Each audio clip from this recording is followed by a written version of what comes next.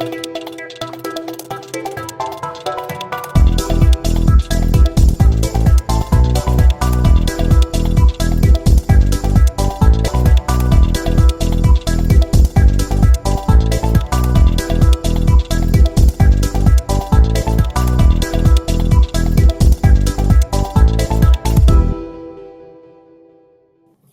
et messieurs, bonjour et bienvenue dans votre émission Entre nous soit dit. Aujourd'hui, je reçois sur ce plateau un homme de Dieu. Lui, c'est le pasteur Stanel Bonzo, responsable principal de l'église Centre d'Envol Camp des élus Brazzaville. Bonjour, pasteur. Oui, bonjour la servante de Dieu. Comment allez-vous? Ça va par la grâce de Dieu, que le Seigneur vous bénisse. Et le ministère, ça marche? Non, tout va bien, Dieu fait grâce, les choses avancent par la grâce de Dieu. Et nous sommes très contents d'être élus pour cette œuvre. Gloire à Dieu. Et oui, chers internautes, ensemble avec le pasteur, tout au long de cette émission, nous allons parler d'un sujet très important qui s'intitule « La puissance de l'objectif ». Sans plus tarder, nous allons commencer. Pasteur, alors pourquoi parlez-vous de la puissance de l'objectif?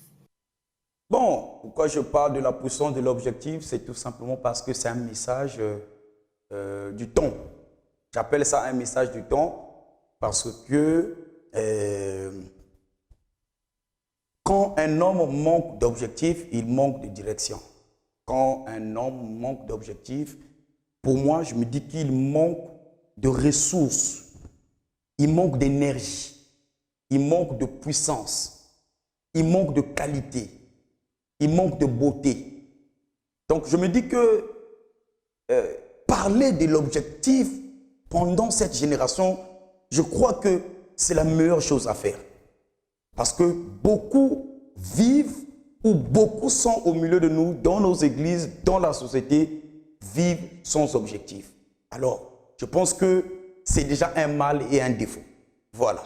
Voilà pourquoi nous parlons de la puissance de l'objectif, qui est un message très important pour cette génération. Alors, pasteur, c'est quoi un objectif en tant que chrétien?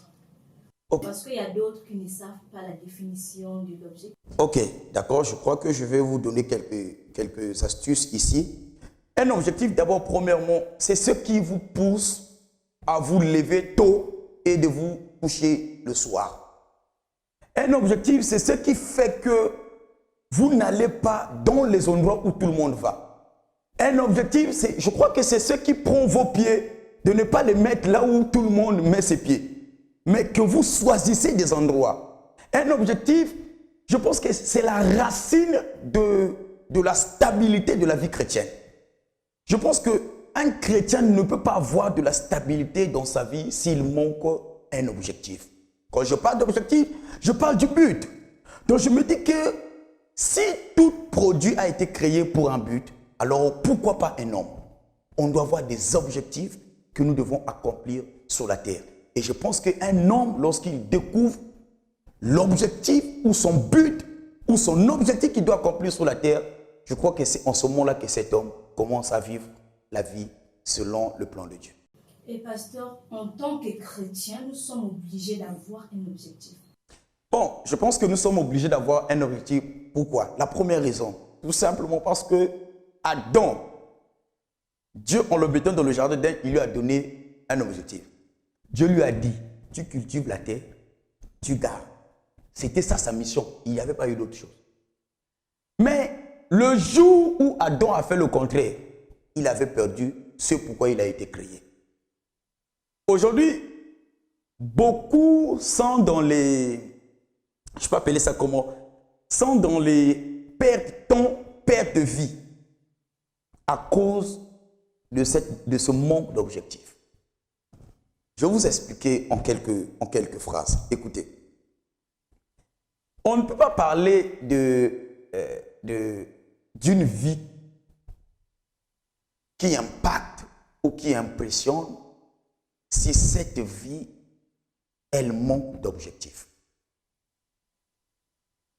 Si vous remarquez aujourd'hui, l'Afrique connaît un retard dans son développement. Ce n'est pas le problème des présidents africains. Ce n'est ni un problème parce qu'on est africain, non. Moi, je pense que c'est un problème d'objectif. Imaginez-vous d'abord, tel que nous sommes là, nous deux, et que jusqu'à 100 ans, chacun de nous deux, fait ce pourquoi il a été appelé. Vous ne voyez pas qu'il y aura un développement à un certain niveau? Vous ne croyez pas? Si chacun d'entre nous fait ce pourquoi il a été appelé, je pense qu'on n'est pas avoir de retard. Et je me dis que si aujourd'hui, il y a un retard même sous la venue de Jésus-Christ, c'est parce que les hommes ne font pas ce qu'ils doivent faire. Ça retarde la venue de Jésus-Christ, ça retarde le développement du continent africain. Et ça cause des problèmes dans nos sociétés aujourd'hui. Vous remarquez, quand un parent fait des enfants, dès qu'il a des enfants, automatiquement, il commence à travailler pour les enfants. C'est-à-dire que tout a commencé là. Banda journaux, n'y pas commencé là. Il travaille pour les enfants. Si tu entends un parent parler, il va te dire, tout ce que je fais là, c'est pour que je laisse quelque chose à mes enfants. Mais il n'a pas eu le temps de bâtir pour lui-même ou de se bâtir pour lui-même. Parce que pourquoi? Il a manqué l'objectif. L'objectif, ce n'est pas seulement de travailler pour tes enfants. Dieu ne t'a pas seulement envoyé sur la terre pour tes enfants. Il y a d'abord toi-même. Il y a d'abord ta propre vie.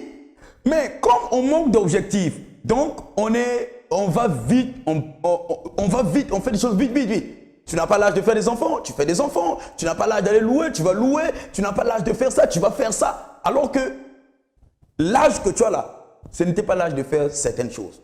Mais vite que tu fais ça, tu tombes, tu as maintenant des enfants et tu n'as plus passé du temps où tu devais te bâtir de toi-même. Maintenant, tu travailles pour qui? Pour les enfants. Et c'est ça qui cause un déséquilibre entre les blancs et les noirs. Un enfant de 18 ans ici, 14 ou 15 ans, il a dit à un enfant, va en Europe, tu ne verras pas ça. Un enfant de 18 ans, 19 ans, en Europe, tu ne verras pas. Ça ne se fait pas. Pourquoi? Parce qu'ils ont mis des principes et un enfant doit suivre un objectif. Les parents, ils travaillent pour eux, ils s'achètent une maison, ils font tout. Ici chez nous, quelqu'un va d'abord acheter une maison avant de faire un enfant. N'importe quoi. Dès 18 ans, il a déjà 2 enfants. Mais non, à quel âge il va accomplir son objectif? Donc, Adam a perdu la gloire, la beauté que Dieu lui avait donnée parce qu'il avait manqué l'objectif. Parce que le péché, c'est manquer le but. Quand quelqu'un fait comme un péché, c'est pas le péché, ça se définit comme manquer le but. Donc, quand quelqu'un fait ce qu'il n'est pas appelé à faire, il a péché. Et c'est ça qui a fait que Adam puisse perdre ce pourquoi il a été appelé. Donc, j'appelle cette génération à se lever et à travailler dans le but, à travailler sous le but pour lequel ils ont été appelés. De se fixer un but et de la poursuivre. Et je crois qu'en le faisant, Dieu va se manifester puissamment dans nos vies. Très important. Pasteur, parlons de génération. Oui. Ma question est la suivante. Oui. Que remarquez-vous sur cette génération? Parce que là, tout à l'heure, vous venez d'évoquer le mot génération. Oui. Exactement. Écoutez, ma soeur, je suis de cette génération. Je suis de 1900, bon, presque 2000. Je ne suis pas trop loin. Je ne suis pas trop vieux que ça. Je suis très jeune. Écoutez. J'ai réfléchi, j'ai pris du temps. J'ai beaucoup réfléchi. J'ai vu mes amis, j'ai vu mes frères, j'ai vu mes soeurs. J'ai dit qu'il manque la motivation pour certaines choses. Pourquoi? Parce qu'ils n'ont pas de but. Quand un homme n'a pas de but, il n'a pas de motivation. Il n'est pas motivé. C'est-à-dire pour faire certaines choses, il faut qu'on lui demande de le faire. Mais quand tu as un but que tu veux atteindre, laisse. Même quand les gens dorment. Non, toi tu ne dors pas. Hein. Toi, tu ne dors pas. Je vais vous donner un témoignage. Le témoignage de Michael Jordan. Il y a un pasteur qui nous partageait le témoignage qui s'appelait le docteur Mas Monroe. Peut-être que vous allez lire son livre, il est décédé. C'est un homme qui a beaucoup parlé sur le leadership. Il donne un témoignage. Un jour, il va aux États-Unis et il va louer dans un hôtel. Et dans l'hôtel, en haut, le dernier niveau, il y avait 32 étages. Le dernier niveau de cet étage était le bureau de Michael Jordan. Lui, il ne savait pas. Lui, il va louer la chambre et il était logé là-bas. Et le matin, il se réveille, il prend l'ascenseur pour descendre. Quand il rentre dans l'ascenseur comme ça, il croise Michael Jordan dans l'ascenseur. Il regarde Michael Jordan le regarde. Il dit à Michael Jordan, il dit, je te connais. Michael Jordan le regarde, il dit, moi aussi je te connais. Michael Jordan lui dit, j'ai lu tous tes livres. Il lui aussi dit à Michael Jordan, j'ai suivi tous tes matchs. Tu es bon. Alors, il regarde Michael Jordan, il lui dit, comment tu as fait pour devenir ce que tu es aujourd'hui? Une légende, le monde entier parle de toi. Michael Jordan il dit, quand j'étais à l'université, mon professeur de basketball, il me disait que je ne pouvais jamais jouer au basket. Pourquoi? Parce qu'il était mince, comme ça, petit. Donc, le professeur lui avait dit que jamais il pouvait jouer au basket. Et quand le professeur lui a dit ça, ça lui avait mis la colère. Alors, il est parti à la maison, il a regardé sa maman, il a dit, maman, achète-moi une boule de basket. Je crois que je peux jouer au basket. Michael Jordan dit dans son témoignage que chaque 3 heures, 4 heures, quand les autres dormaient, lui, il est sur le terrain de basket. Il est devenu quoi? Esclave du but qu'il va atteindre, de devenir une légende. Est-ce qu'aujourd'hui, ça ne s'est pas accompli? Si, il est une légende. Donc, le mal de cette génération, c'est que cette génération manque de but. Et quand vous manquez de but, vous manquez de motivation. Raison pour laquelle vous pouvez vous mettre dans tout. Vous pouvez être avec n'importe qui, vous pouvez parler de n'importe quoi. Passer du temps à parler de Messi, passer du temps. Messi qui est même esclave de son talent, qui est même esclave de son temps. Vous prenez 2 heures du temps, vous parlez de lui, vous parlez de Ronaldo, vous parlez de... Les gens qui sont devenus milliardaires, ils sont esclaves d'un but qu'ils veulent atteindre. Donc, le mal de cette génération, c'est ça. Cette génération n'a pas d'objectif et ils ne veulent pas payer le prix pour lequel ils veulent atteindre. Ils ont des idées, ils veulent être grands, ils veulent. Mais ils ne sont pas motivés à payer le prix pour atteindre ce qu'ils doivent atteindre. Et c'est ça le mal de cette génération. Je crois qu'en parlant aujourd'hui, le Seigneur va les soigner de cette maladie et il va les délivrer parce que la Bible dit, vous connaîtrez la vérité et la vérité vous rendra libre. Et ma prière est que tous les jeunes qui suivent cette émission soient boostés là où ils sont. Soyez motivés, ayez un objectif. Ayez un objectif. Dormez avec, réveillez-vous avec et vous verrez. Pasteur, récemment, vous nous avez dit que non, c'est important d'avoir un objectif. Oui. Alors, quels sont les dangers du manque d'objectif? Ils sont nombreux, très très nombreux. Lesquels, par exemple? Par exemple, je venais de dire là, quand je commençais mon message, je disais que quand un homme manque d'objectif, en réalité, il retarde la venue de Jésus-Christ. Surtout les chrétiens. Est-ce que vous savez qu'une prière sans objectif ne peut pas être exaucée? Beaucoup de gens prient dans les églises, mais leur prière manque d'objectif. Comment ça? Je vais vous expliquer. Écoutez, vous ne pouvez pas aller à l'église comme ça. Ou vous ne pouvez pas... C'est-à-dire que vous ne pouvez pas décider de prier comme ça. Oh Seigneur, dans son monde de la yo. Oh Seigneur, salabouye, salabouye. Sans que vous ayez un objectif. Je vais vous donner... Je crois que j'ai enseigné ça à un séminaire que je t'ai invité la semaine passée. Regardez. Une prière sans objectif ne peut pas être exaucée. Pourquoi je le dis? L'objectif ici dans la prière représente une image. C'est-à-dire que chaque chrétien, dans sa façon de faire, dans sa façon de voir des choses, doit avoir une image dans sa tête de ce qu'il veut attendre de sa prière. Quand vous priez pour que Dieu vous bénisse, c'est vague. Vous demandez quelle bénédiction? Quand vous demandez des finances à Dieu, vous devez avoir l'image du montant que vous voulez avoir. C'est ça le but, c'est ça l'objectif. Demande, Seigneur, donne-moi $1 million. Quand je suis en train de prier, Seigneur, donne-moi $1 million. Si tu ouvres ici mon cerveau, tu vois beaucoup de millions de dollars ici. Parce que Dieu ne nous donne que ce que nous voyons. Si tu ne vois rien, tu ne vas rien avoir. Il dit à Abraham, que vois-tu? Il dit à Jérémie, que vois-tu? C'est en voyant que tu peux obtenir. Donc c'est ça l'objectif. Et c'est ça le danger. Or, quand un homme manque d'objectif, il retarde la venue de Jésus-Christ. Il retarde le développement de l'Afrique. Ça cause le retard sur le développement. Et si l'Afrique connaît ses difficultés aujourd'hui, c'est à cause de cela. Si l'Afrique aujourd'hui est en danger, c'est parce que les gens font tout en même temps. Et ils n'ont pas un objectif fixe qui poursuit. Deuxième danger, celui qui manque de but ou d'objectif, ceux qui manquent de but ou d'objectif, ils croient que tout ce qui leur arrive, de bien comme en mal, ils pensent que tout ce qui arrive en bien comme en mal, ce sont des opportunités. C'est-à-dire qu'ils confondent des opportunités et les pièges. Je vais vous expliquer. Quand un homme n'a pas d'objectif, il croit que tout ce qui lui arrive, même quand on lui fait une proposition, il croit que c'est une opportunité qu'on lui donne. C'est-à-dire que, azo ye bateke, o yeza piège, o ye kobe bisangai, aye bateke, o yeza opportunité pour nangai, aye bateke confusion. Pourquoi? Parce qu'il n'a pas un objectif qu'il va atteindre. Donc tout ce qui peut arriver et il s'en fout. C'est ça le danger. C'est ça que le manque de but peut faire. Et quand on manque d'objectif, on est comme Satan. Dieu pose la question à Satan, d'où viens-tu? Il dit, je me promenais sur la terre. Ceux qui manquent de but se promènent. Voilà pourquoi il ne faut pas avoir des amis qui se promènent n'importe comment, de maison en maison. Ce n'est pas de bonnes personnes, c'est des Satans. Ceux qui manquent de but, ils sont partout.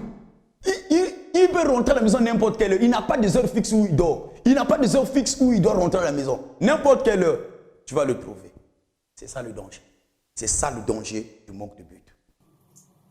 Pasteur, nous sommes presque arrivés à la fin de notre émission. Ok. L'avant-dernière question est de savoir comment faire pour avoir un objectif.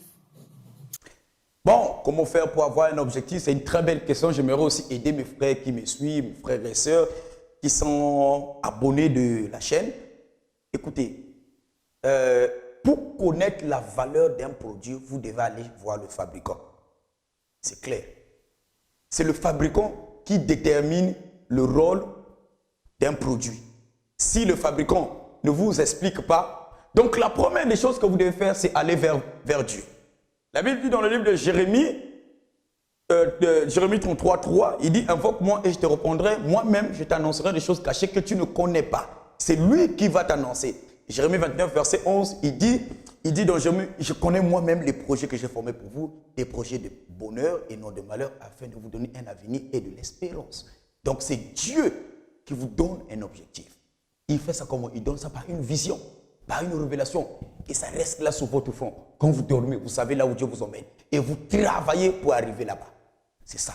Allez vers Dieu, lisez la Bible, lisez les livres ouins, priez en langue. Surtout la prière en langue.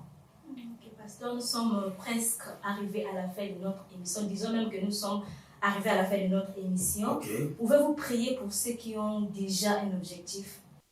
Oui, rapidement, j'aimerais prier pour vous. Seigneur, au nom de Jésus, la Bible déclare que bénis soient ceux qui entendent les paroles de les paroles qui sortent de la bouche de Dieu. Alors, Seigneur, il envoie sa parole, la parole est guérie et le fit échapper de la fosse. Je prie pour toute personne qui est sous le son de ma voix, afin que la grâce lui soit accordée de poursuivre et d'atteindre le but pour lequel tu l'as appelé. Ô Seigneur, pour tous ceux qui n'ont pas de but, Père, ouvre leur esprit, ouvre leur âme, afin qu'ils soient capables de connaître, de saisir ta voix, de saisir ta pensée, afin qu'ils se focalisent sur l'avancement du royaume des cieux sur la terre.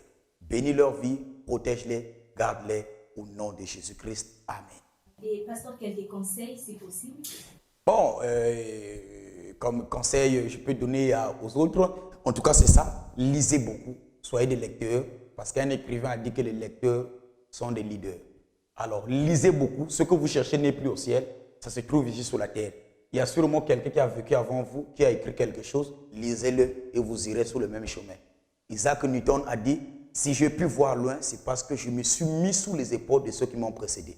Alors, lisez les livres, achetez-vous des livres, lisez et vous irez loin. Que Dieu vous bénisse. Merci. Merci beaucoup, pasteur. Et oui, chers internautes, il est important d'avoir un objectif. C'est ici que nous mettrons fin à notre émission. Moi, je vous retrouve au prochain numéro. Que Dieu vous bénisse.